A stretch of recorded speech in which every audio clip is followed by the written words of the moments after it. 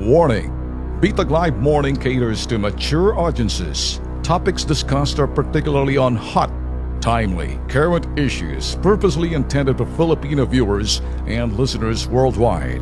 Discussions may contain language that may not be appropriate for some sensitive audiences.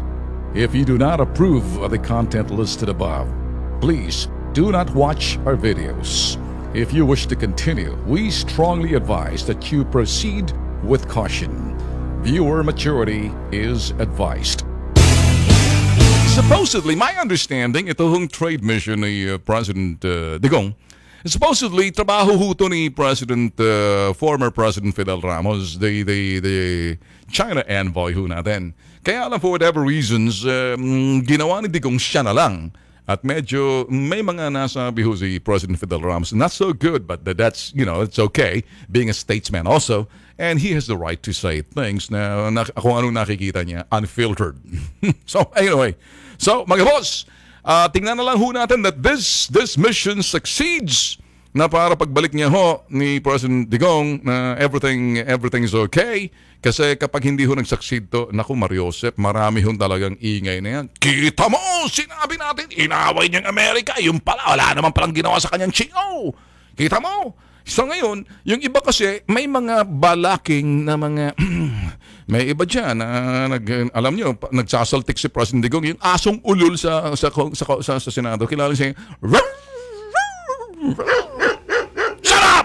Okay, kilala mo kung sino yan, si Asong Ulol, na nagpapahiwatig na mga, hindi pa raw conducive to make a coup d'etat kasi hindi mo na kailangan mag-coup d'etat kung sa panahon ni President Digong dahil basta't patuloy lang kapalpakan lang daw ni President Digong, hindi na kinakailangan manawagan pa, sabi nitong Asong Ulol sa Senado.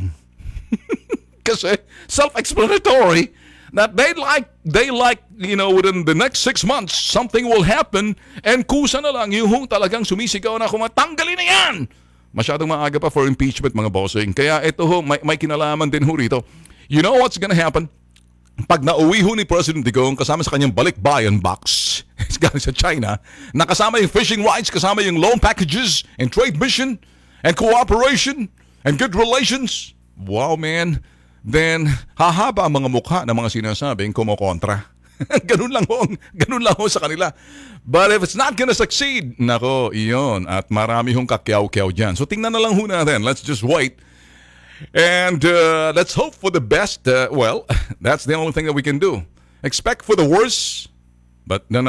Let's just hope for the best and keep our fingers crossed. Yun ang ibig salitang English.